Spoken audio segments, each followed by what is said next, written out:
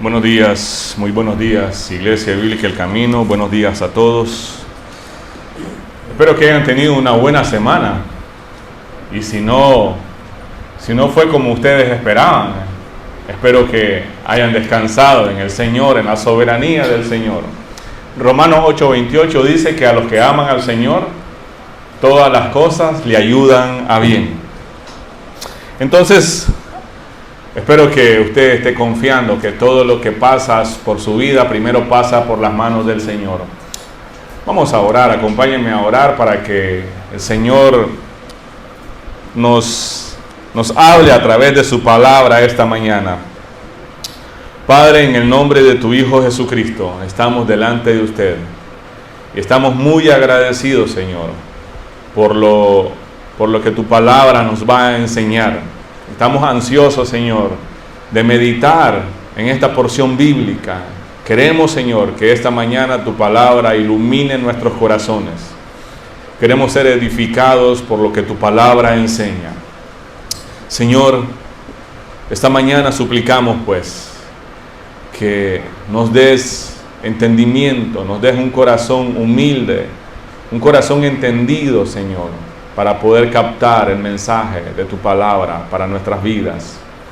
Te lo suplicamos, Dios, en el nombre de tu Hijo Jesús. Amén. Amén. La semana pasada nosotros estuvimos meditando y decíamos que no era tan fácil hacer lo correcto siempre, ¿verdad? No es fácil. Si a alguien no le cuesta hacer lo correcto bien, pues felicidades. Pero realmente no es fácil hacer lo que es agradable a Dios siempre. Pero también es cierto que somos los beneficios de permanecer firmes en lo que creemos. Siempre, los beneficios, las bendiciones de permanecer firme en lo que creemos siempre son mayores que las dificultades que enfrentamos. Casi siempre también dijimos que cuando renunciamos a nuestras convicciones, a nuestras creencias, a nuestros principios, casi siempre es por miedo a 4 cosas: a la crítica de los demás, al rechazo de los demás, al fracaso puede ser. Al fracaso, no queremos fracasar. Ningún hombre, ninguna mujer se levanta cada mañana con la intención de fracasar. También cuando renunciamos a nuestras convicciones es por miedo a la pérdida de una amistad, de un amigo, de un familiar.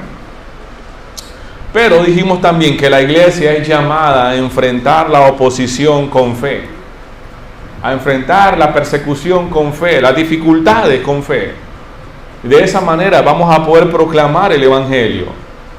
Bueno, nosotros mirábamos el domingo pasado la historia de Esteban. Esteban fue un hombre de los 7 que fueron escogidos como diáconos para servir a las viudas. Bueno, Esteban fue apedreado, Esteban fue muerto por mantenerse firme en la verdad. Él no cedió ante la presión de sus oponentes, pero eso le costó la vida. Interesante, ¿no? Él puso su vida en segundo plano, pero él se mantuvo firme en sus convicciones. El día de hoy vamos a continuar en Hechos, pero ya llegamos al capítulo número 8 y vamos a ver el costo del avance del Evangelio, el precio, lo que cuesta el avance del Evangelio.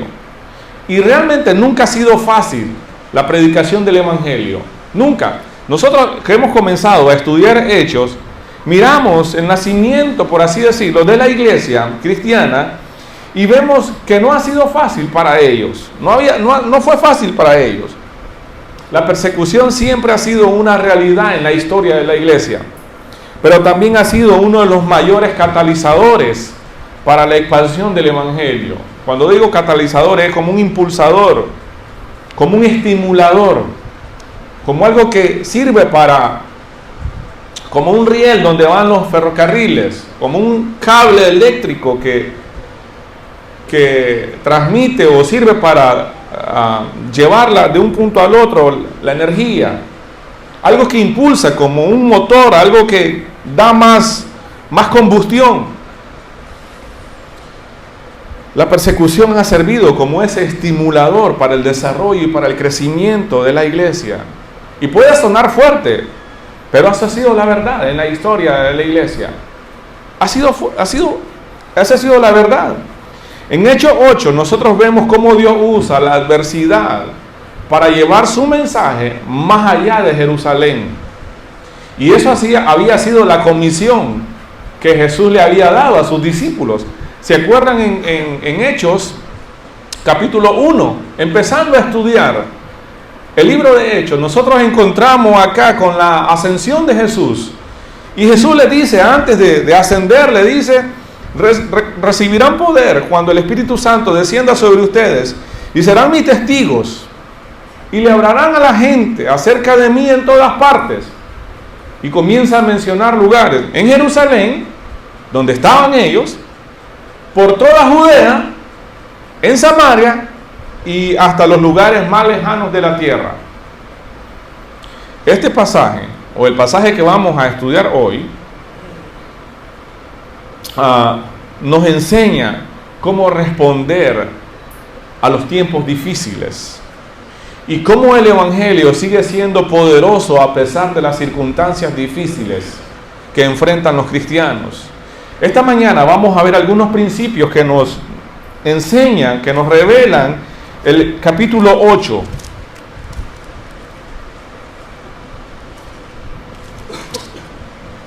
Voy a leer nuevamente de poco a poco lo que leyó nuestro hermano Ramiro. Empezando el capítulo número 8, la Nueva Traducción Viviente dice: Saulo fue uno de los testigos y estuvo totalmente de acuerdo con el asesinato de Esteban. Esto es la conexión o la continuidad del capítulo número 7, donde dice: mientras lo apedreaban, Esteban oró: Señor Jesús, recibe mi espíritu. Cayó de rodillas gritando: Señor, no los culpes por este pecado. Dicho eso, murió. Y el 8 continúa y dice: Saulo fue uno de los testigos y estuvo totalmente de acuerdo con él. Más adelante vamos a ver quién era Saulo. Después sigue diciendo: ese día comenzó una gran ola de persecución y se extendió por toda la iglesia de Jerusalén, y todos los creyentes, excepto los apóstoles, fueron dispersados por todas las regiones de Judea y Samaria. Detengámonos ahí. ¿A dónde le dijo el Señor que debían llevar el mensaje del Evangelio a los discípulos que iban a recibir poder? A Judea y a Samaria también. Y aquí, eso dice el capítulo 1:8. Y aquí ya en el capítulo número 8, dice que una ola de persecución se extendió por toda la iglesia de Jerusalén, y todos los creyentes, excepto los apóstoles, fueron dispersados por todas las regiones. ¿Dónde? Judea y Samaria. Con profundo dolor, unos hombres consagrados enterraron a Esteban. Y aquí miramos ya a Saulo, en el versículo número 3. Y Saulo iba por todas partes con la intención de acabar con la iglesia. Iba de casa en casa y sacaba a arrastras tanto a hombres como a mujeres y los metía en la cárcel. La persecución y la aflicción no detienen el avance del Evangelio. No lo hizo en esa época, no lo ha hecho en nuestra época. El versículo número 1 dice que Saulo fue uno de los testigos y estuvo totalmente de acuerdo con el asesinato de Esteban. Bueno, Saulo consentía su muerte, dicen algunas traducciones, estuvo de acuerdo. El texto comienza con la aprobación de aquí de este hombre llamado Saulo, quien más tarde lo conocemos como Pablo, como el apóstol Pablo. Él estaba de acuerdo con la ejecución de Esteban. Este hecho enseña el papel de Saulo como un perseguidor peligroso de la iglesia. Pero eso fue antes de su conversión, que aparece en el capítulo número 9. Bueno, después de la muerte de Esteban, la persecución se intensificó en ese momento y provocó que la iglesia de Jerusalén, o la iglesia que estaba en Jerusalén, se dispersase. Salieran, entre comillas, huyendo, ¿no?, de la persecución. Dice: todos los creyentes, excepto los apóstoles, fueron dispersados. Aquí se cumple la profecía de Hechos 1:8, lo que ya le estaba mencionando. Y esto muestra que Dios usa incluso la persecución para cumplir su plan redentor. El Señor Jesús les había dicho en Hechos 1:8 que fueran a todas partes, en Jerusalén, Judea y Samaria. Y nosotros vemos que los apóstoles acá se quedan en Jerusalén, lo que indica que su compromiso se mantenía y lo mantuvieron como una base ahí en la ciudad, mientras otros discípulos se dispersaron para llevar el evangelio a otros pueblos, en esto Judea y Samaria. El versículo número 2 dice: y unos hombres consagrados enterraron a Esteban. Bueno, algunas traducciones dicen lloraron a gran voz por él. Eso muestra, ¿no?, el respeto, el dolor de los creyentes por el martirio de Esteban. Muestra una pérdida dolorosa dentro de la comunidad cristiana, pero también enseña que su muerte no fue en vano y que Dios estaba expandiendo el evangelio a través de la persecución. Ahora mira el versículo número 3. Y Saulo iba por todas partes con la intención de acabar con la iglesia. Iba de casa en casa y los arrastraba tanto a hombres como a mujeres y los metía en la cárcel. Algunas traducciones, como la Reina Valera, dice: y Saulo asolaba a la iglesia. Saulo no solo consentía la muerte de Esteban, no solo consintió, no solo estuvo de acuerdo que apedrearan y mataran a Esteban, sino que también perseguía ferozmente a los creyentes. Y aquí el verbo, el que aparece en una de las traducciones, asolaba, en griego es lumanomai, causar un daño violento o devastador. Eso significa asolaba. Y Saulo entonces perseguía a los cristianos de manera organizada. No es si Saulo andaba por aquí paseando por el parque y miraba a un cristiano, no. Era algo sistemático, era algo ordenado, como lo hacía cualquier militar. De hecho, Pablo recibió el permiso de los líderes religiosos para poder hacer eso. Entonces, lo hacía de manera organizada, entraba de casa en casa, arrestaba tanto a hombres como a mujeres y los metía en la cárcel, dice. Entonces, esta persecución fue brutal y pareciera contrario, ¿no?, al propósito que Dios tenía para la iglesia, al propósito de Dios, que era extender el evangelio. Pero, mira el versículo número 4. Así que los creyentes que se esparcieron, ¿qué hacían? Predicaban la buena noticia acerca de Jesús donde quiera que iban. Ahí está. La Reina Valera dice: pero los que fueron esparcidos iban por todas partes anunciando el evangelio. Entonces, a pesar de la persecución, la misión de la iglesia no se detuvo. No se detuvo. Los creyentes continuaron anunciando el evangelio. Este es un ejemplo de cómo Dios puede convertir lo que parece una tragedia en una oportunidad para la obra redentora, para su obra redentora. Entonces el evangelio comienza a salir de Jerusalén, comienza a salir hacia otros pueblos, y ahí se estaba cumpliendo la misión global de la iglesia, lo que el Señor Jesús le había dicho en el primer capítulo de Hechos. Lo que el Señor Jesús había dicho en Mateo 28, 19 y 20. ¿Se acuerdan lo que le había dicho? Vayan, enseñen a toda la gente, hagan discípulos. Entonces, la persecución que se desató después de la muerte de Esteban parece en principio un golpe devastador para la iglesia. Pero, lejos de detener el avance del evangelio, esta persecución dispersa a los creyentes, quienes en lugar de esconderse, predicaban el evangelio por los lugares donde iban pasando.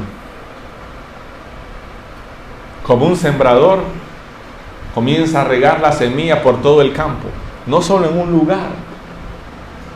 Entonces, mire qué interesante el plan de Dios, ¿no?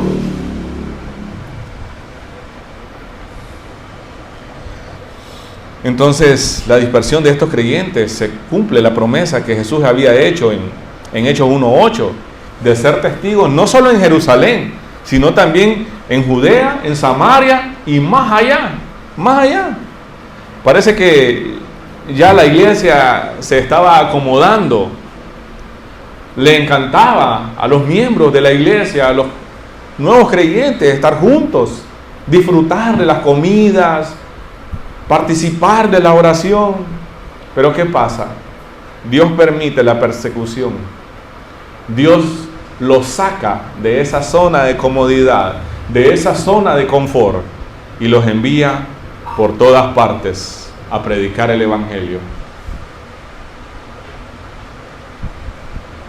A veces nosotros nos sentimos cómodos acá juntos todos, ¿verdad? Disfrutando. Pero es necesario que donde quiera que usted vaya, comience a compartir el evangelio también. Entonces, iglesia, en nuestras vidas a veces nos enfrentamos a dificultades, ya sea en el trabajo, en la familia, en la sociedad. Pero Dios puede usar esas situaciones para abrir nuevas puertas para que nosotros podamos compartir el evangelio. Entonces debemos estar dispuestos a aprovechar las oportunidades que surgen, incluso de los momentos difíciles. Oportunidades que surgen de las circunstancias desalentadoras. Les pregunto, ¿cuántas veces usted ha ido al funeral de un amigo, de una amistad, de un familiar, y ha compartido el evangelio con alguien que está ahí a su lado? Bueno, en 1620, nosotros, según la historia, nosotros conocemos a los peregrinos ingleses, los que son llamados los puritanos. Estos llegaron en esa época a las costas de Estados Unidos, huyendo de los monarcas de esa época en Inglaterra, huyendo de la persecución religiosa. Y ellos se establecieron ahí, en estas costas de Estados Unidos. Ellos fueron los que llevaron el evangelio a esa nación. Los fundamentos del cristianismo en Estados Unidos los pusieron los puritanos, 1620. La fe y la madurez de estos cristianos fue evidente, y evidencia al demostrar que las circunstancias difíciles, las circunstancias desagradables, dolorosas, incluso circunstancias que pueden ser amenazantes, no podían robarles el gozo, sino más bien lo hacían aumentar. Y eso sirvió para que el evangelio llegara a otras partes, a otros lugares del mundo. ¿Qué podemos concluir en este primer principio? Bueno, que las aflicciones promueven la predicación del evangelio. Un buen ejemplo de eso nosotros lo vemos en la carta que escribe el apóstol Pablo a los filipenses. Busque conmigo Filipenses 1:12.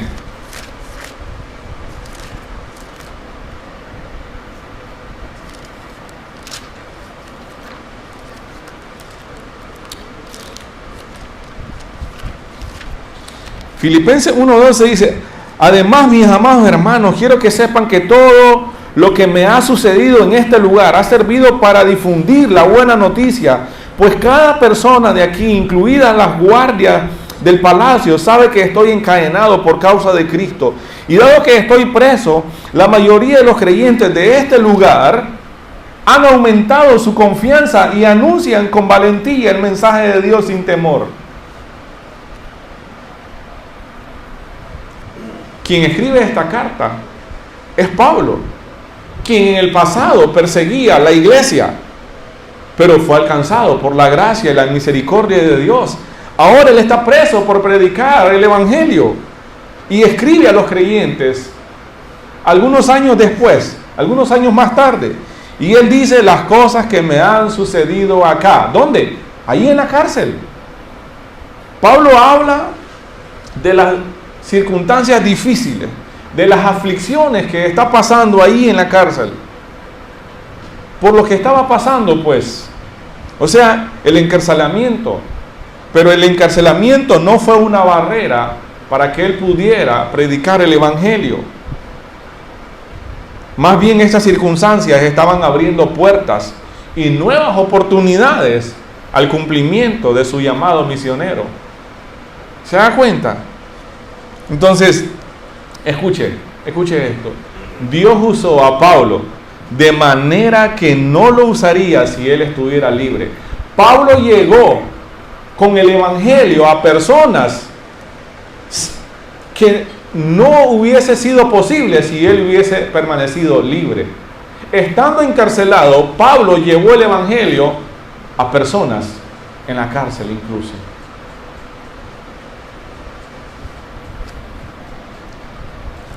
Pablo le predicó a personas a los que quizás nunca le habría predicado siendo un hombre libre. Por eso, una vez más, Romanos 8:28 dice, a los que aman a Dios, todas las cosas, ¿le salen bien? No, todas las cosas le ayudan a bien, le ayudan a bien. Entonces, mire, la cárcel, el hospital, el desempleo, la enfermedad, para un cristiano puede ser tu campo misionero. Eso, sí, la cárcel, el hospital, el desempleo, una enfermedad, puede ser tu campo misionero. Ahí.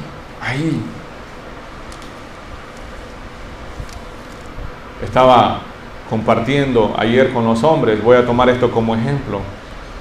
Ustedes saben, cuando un hijo tierno, cuando un hijo pequeño está en malas condiciones de salud, eso Dios agarra tu corazón y lo aprieta duro.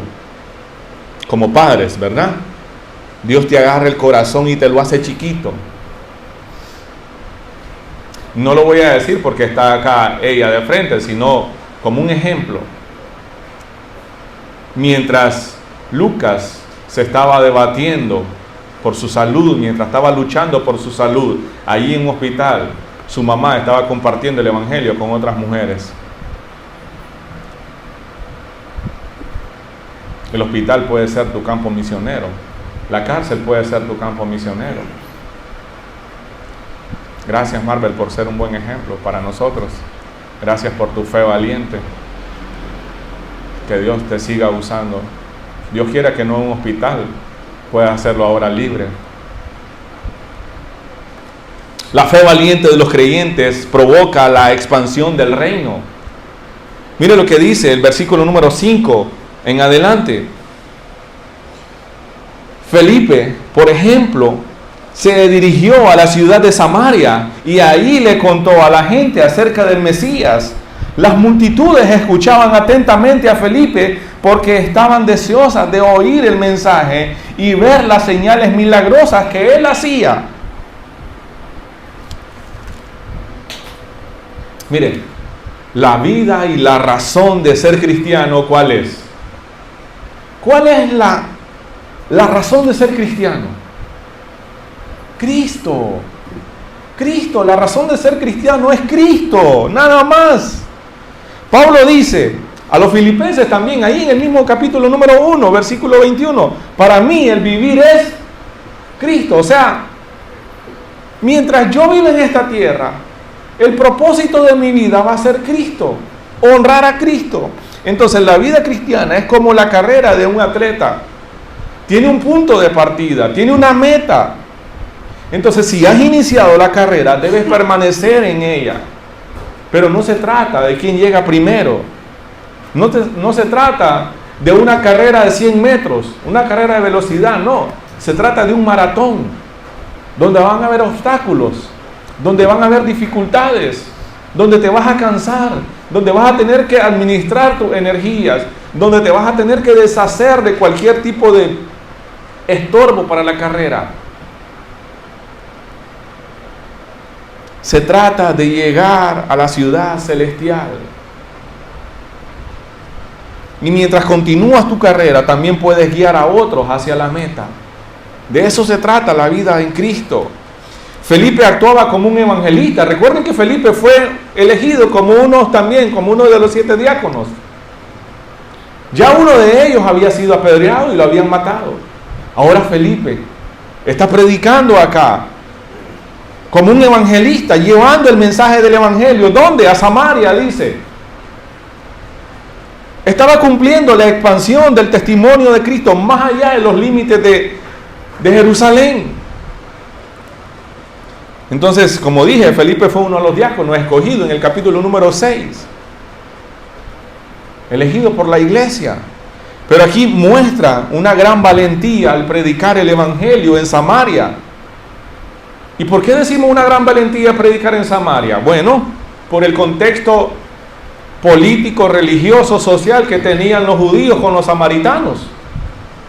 Un territorio históricamente en conflicto con los judíos. No voy a desarrollar toda la diferencia que ellos tenían.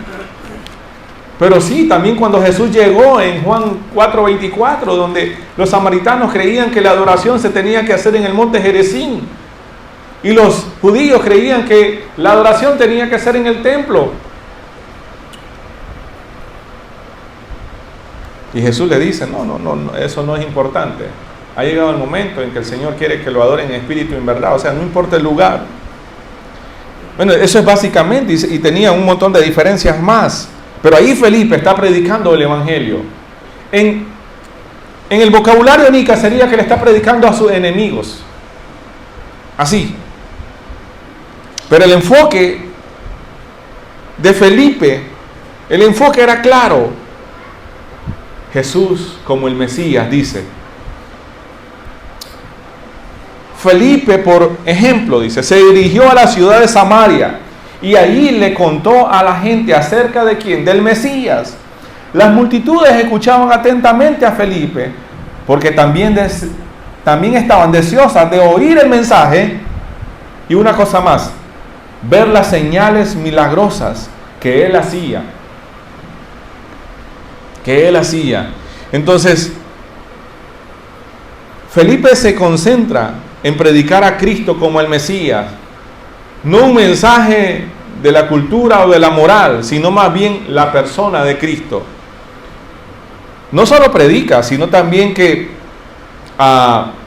Dios confirma su mensaje, Dios valida su mensaje con estas señales y milagros, lo que lleva a muchas personas a prestar atención al mensaje de Felipe.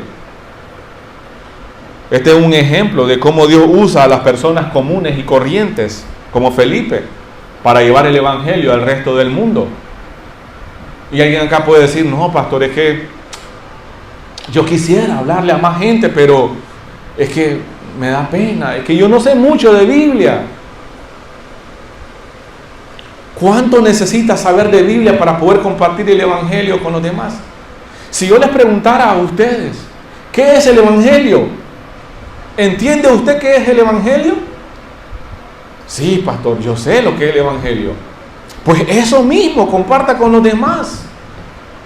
El evangelio son las buenas noticias de que Jesucristo vino un día, hace más de 2000 años, a morir en una cruz para que todo aquel que en él crea no se pierda, mas tenga vida eterna.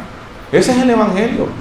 ¿Y por qué tuvo que venir Cristo? Porque usted y yo no podíamos salvarnos a nosotros mismos. ¿Pero por qué no podíamos salvarnos a nosotros mismos? Por nuestra propia condición caída, nuestra propia condición corrupta. Espiritualmente estábamos muertos. Efesios capítulo 1, capítulo 2 dice que antes estábamos muertos en nuestros delitos y pecados, igual que el resto de la gente. Ese es el evangelio. No necesita enseñar o dar clases de escatología. No.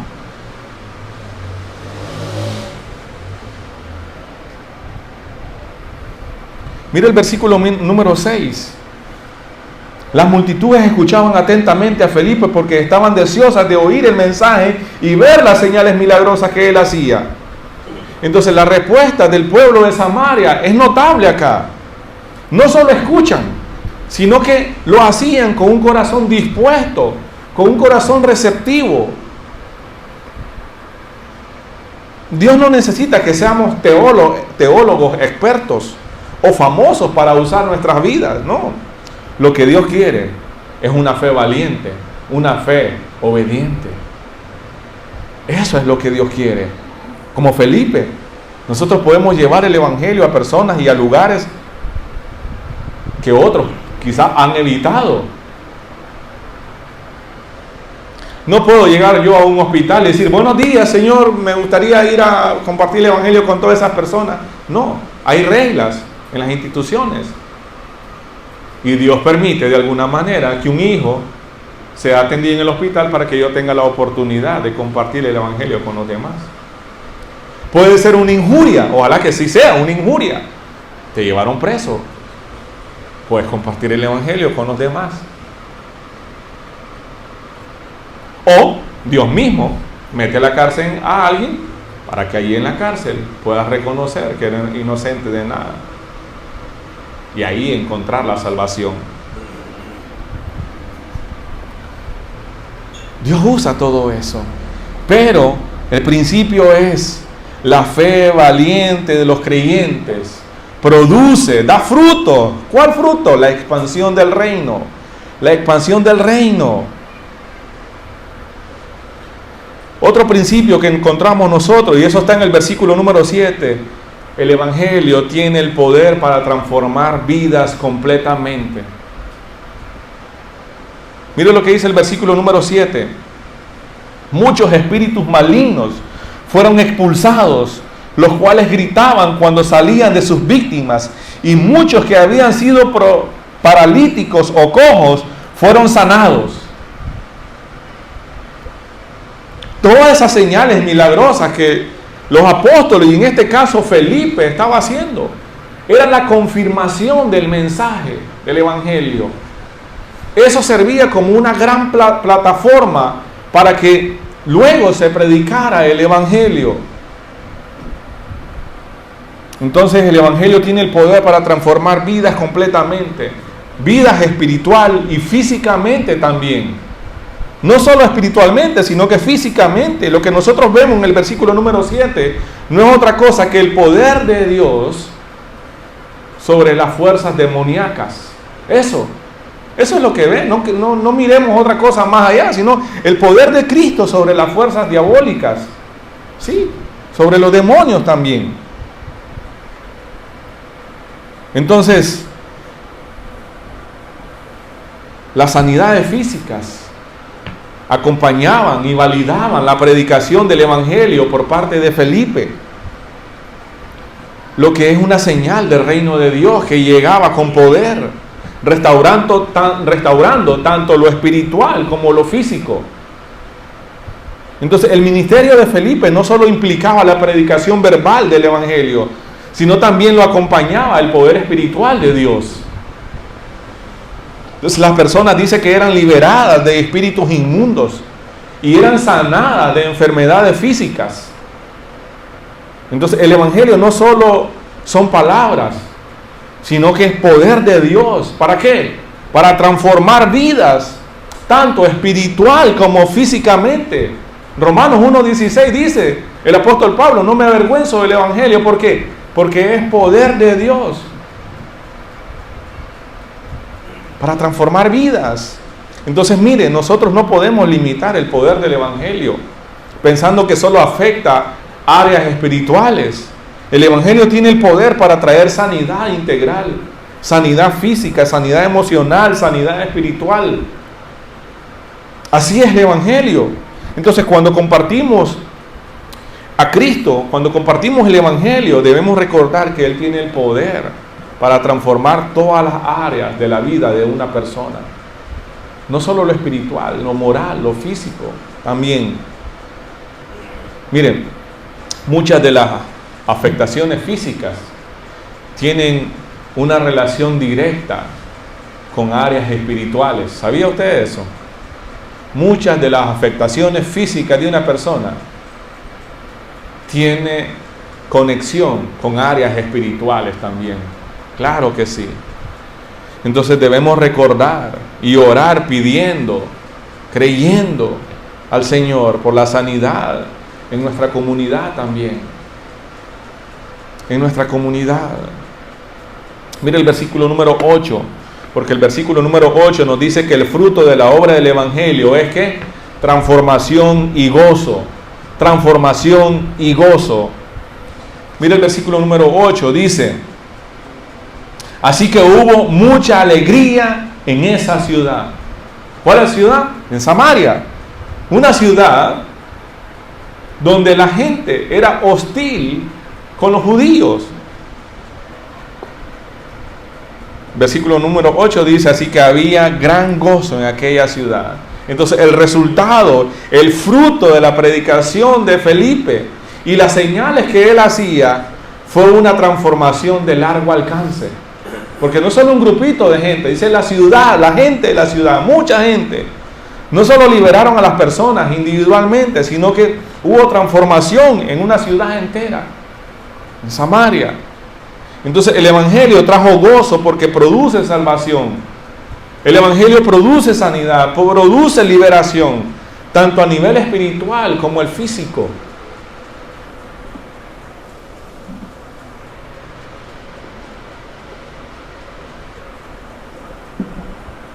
El Evangelio sigue teniendo el mismo poder hoy.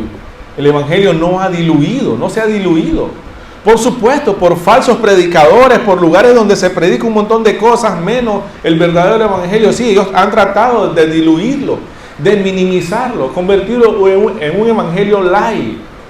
Pero no, el Evangelio bíblico aún sigue siendo poderoso y seguirá siendo poderoso. Entonces, cuando nosotros lo predicamos con valentía, con fe, podemos esperar que Él traiga gozo, que Él traiga transformación a las vidas de esas personas a las cuales le estamos predicando, a la vida de nuestra comunidad. Bueno, solo me recuerda Isaías 55, 10 y 11, dice: la lluvia y la nieve descienden de los cielos y quedan en el suelo para regar la tierra. Hacen crecer el grano y producen semillas para el agricultor y pan para el hambriento. Lo mismo sucede con mi palabra. La envío y siempre produce fruto. Logrará todo lo que yo quiero y prosperará en todos los lugares donde yo la envíe, dice el Señor. Isaías 55, 10. El versículo número 11 explica lo que significa. No vuelve vacío. O sea, diciendo que la palabra de Dios hará lo que yo quiero que haga, dice el Señor. Y será prosperada en aquello para cual yo la envié, dice. Entonces, la lluvia y la nieve son parte de un proceso, de un ciclo natural, ¿no? Del agua. La lluvia llega a la tierra, se filtra en el suelo, produce grandes beneficios para el agricultor, para el crecimiento de los cultivos. Y así es la palabra del Señor. La lluvia y la nieve vienen de arriba, ¿no? Y no regresan sin cumplir su propósito. Y Dios acá la compara con su palabra. Dios compara su palabra con la lluvia y la nieve. ¿Por qué? Porque al igual que esta precipitación, la palabra de Dios siempre cumple sus buenos propósitos. Interesante, ¿no? Entonces, cuando Dios dice que su palabra no regresará a Él vacía, podemos saber que Él está diciendo que Él tiene un propósito. Entonces, la predicación de Felipe no fue en vano, produjo frutos. Entonces, debemos compartir el Evangelio de tal manera que la gente pueda experimentar el gozo transformador de Cristo en sus vidas. La palabra de Dios no vuelve vacía, no vuelve vacía, siempre va a producir frutos. Y la pregunta para nosotros: ¿lo estás haciendo? ¿Estás siendo intencional para predicar a Cristo a otros? Entonces nosotros podemos ir concluyendo en estos primeros 8 versículos que hemos estudiado rápidamente. Y Hechos 8 nos enseña que la persecución, lejos de detener el avance del Evangelio, fue usada por Dios para expandirlo más bien. Eso nos enseña este pasaje. Entonces podemos ver que a través de la dispersión de los creyentes, el Evangelio se predica ¿dónde? En Samaria, en Judea, como cumplimiento de las palabras de Jesús. Ahí está, se está cumpliendo la promesa, la profecía también. Entonces nosotros vemos también en el capítulo número 8 de Hechos que Felipe, o el ministerio de Felipe, es un ejemplo poderoso para nosotros, un ejemplo de cómo la predicación del Evangelio transforma las vidas de las personas, transforma ciudades enteras. Entonces la palabra de Dios no vuelve vacía, no vuelve vacía. Tengo una pequeña aplicación para todos nosotros acá, en Filipenses capítulo 1, versículo 8 al 12. Dios sabe cuánto los amo y los extraño con la tierna compasión de Cristo Jesús. Le pido a Dios que el amor de ustedes desborde cada vez más y que sigan creciendo en el conocimiento y entendimiento. Quiero que entiendan lo que realmente importa, a fin de que lleven una vida pura e intachable hasta el día que Cristo vuelva. Que estén siempre llenos del fruto de la salvación, es decir, del carácter justo que Jesucristo produce en su vida, porque esto traerá mucha gloria y alabanza a Dios. Además, mis amados hermanos, quiero que sepan que todo lo que me ha sucedido en este lugar ha servido para difundir la buena noticia, pues cada persona de aquí, incluida toda la guardia del palacio, o sea, la guardia pretoriana, la que se encargaba de cuidar a la realeza, dice, sabe que estoy aquí encadenado por causa de Cristo, y dado que estoy preso, la mayoría de los creyentes de este lugar ha aumentado su confianza y anuncia con valentía el mensaje de Dios sin temor. Miren, Dios usa la adversidad para el avance del Evangelio. ¿Qué quiere decir esto? Que esto nos enseña que incluso en los tiempos de prueba, Dios puede cumplir su propósito redentor. Esto nos enseña que la soberanía de Dios está sobre todas las circunstancias. A pesar de lo feroz que pueda ser la persecución, Dios dirige la historia hacia el cumplimiento de su plan. Esto nos llama a confiar en la soberanía de Dios en medio de cualquier circunstancia o situación difícil, como dice Romanos 8:28, ¿verdad? Esto nos enseña también que el Evangelio es para todos. El hecho de que Felipe predicara en Samaria resalta el propósito del alcance del Evangelio. No solo es para algunos cuantos, no está limitado a un grupo étnico, a un grupo social, sino que es un mensaje de salvación para todas las naciones y para todos los pueblos. Que todos lo crean y que todos lo reciban ya es otra cosa, pero el mandato es ir por todos los pueblos, por todos los lugares. Entonces el Evangelio es para todos. Que la salvación sea para todos, eso es otra cosa. Otro día hablamos de eso. Otra cosa que podemos ver acá es que el Evangelio es poder transformador. Es poder transformador. El Evangelio trae libertad, el Evangelio trae sanidad, el Evangelio trae gozo. Algo que sigue siendo una realidad hoy en día. Es una realidad hoy en día. Entonces, si usted quiere que su amigo, su vecino, su compañero de estudio, de clase, sus trabajadores, su jefe, conozca el Evangelio, usted tiene que orar por ellos también y aprovechar las oportunidades, ser intencional. Entonces, mis amados hermanos, hoy Dios nos llama, hoy Dios nos desafía a confiar en su poder, a confiar en sus propósitos, aún en medio de la adversidad. Humanamente para nosotros podemos decir, ¡ala! Mataron a Esteban y todos los creyentes salieron huyendo por todas partes. Pero ¿cuál era el plan de Dios en todo esto? Que el Evangelio fuera predicado en muchas partes. Entonces ya el Evangelio no iba a estar concentrado en una sola ciudad, sino el Evangelio estaba llegando. No solo el Evangelio, cuando decimos Evangelio es que la salvación estaba llegando para muchos, para miles. La pregunta para nosotros el día de hoy sería, ¿estoy buscando intencionalmente oportunidades para poder llevar el Evangelio, para poder predicar el Evangelio? ¿Estoy siendo intencional para buscar oportunidades para predicar el Evangelio?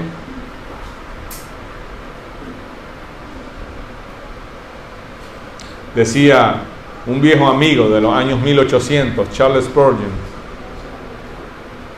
si tú no quieres que otros se salven, cuidado, tú mismo no eres salvo.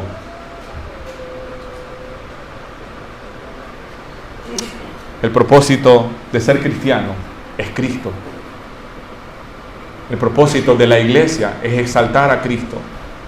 Pero la iglesia tiene una misión: hacer discípulos, llevar el evangelio a otros. Vamos a orar.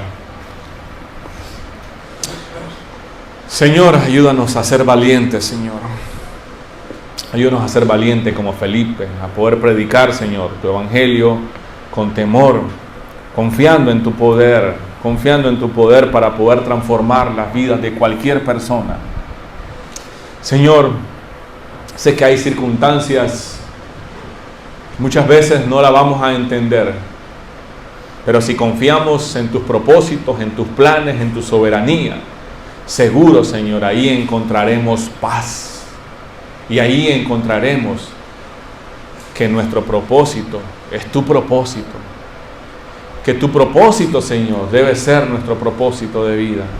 Que la razón de ser cristiano es Cristo en nosotros. Que el vivir nuestro sea Cristo, Señor. Y Dios ponga las mismas convicciones, la misma valentía, la misma fe que tenía Esteban, que tenía Felipe, que tuvieron los apóstoles como Pedro, como Juan, como Pablo, para poder predicar el evangelio a otros, pero también podernos predicar a nosotros mismos, Señor. Que no haya ningún obstáculo en nuestra vida para poder llevar este mensaje. Que podamos vivir, Señor, por una causa más grande que nuestras propias vidas. La causa de tu reino, Señor. Que aún conociendo el costo, el precio de la expansión de tu reino, que podamos poner nuestras vidas a tu servicio, Señor. Que no haya nada más importante en nuestra vida más que Cristo, Señor. Y si estamos viviendo para nosotros mismos, Señor, perdónanos, porque muchas veces nos acomodamos. Nos sentimos cómodos, Señor. Pero si es necesario, Señor, haga algo en nuestras vidas para poder despertar, Señor, para poder ser conscientes de nuestra responsabilidad para llevar el evangelio a otras personas. Señor, danos una fe valiente a pesar del costo. En el nombre de tu Hijo Jesús te lo pedimos, Señor. Amén. Amén. Que el Señor les bendiga a todos. Amada iglesia, buenos días.